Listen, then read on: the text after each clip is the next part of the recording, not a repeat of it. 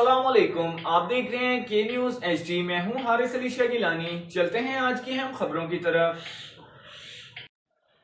خلیل الرحمان قمر کی وزیر اعظم سے مؤدبانہ گزارش۔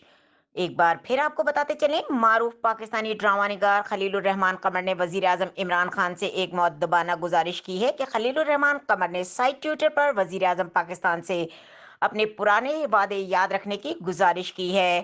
انہوں نے اپنے ٹویٹ میں لکھا کہ آپ کو کنٹینر پر کھڑے ہو کر کیا ہوا وعدہ یاد نہیں، کوئی وعدہ یاد ہے یا نہیں؟ انہوں نے خان صاحب سے گزارش کی کہ اللہ سے ڈریں اور اعتبار کرنے کی اتنی کڑی سزا نہ دیں۔ ڈرامہ نگار خلیل الرحمان قمر نے یہ ٹویٹ ملک میں پیٹرول کی قیمت میں اضافے کے بعد کیا ہے۔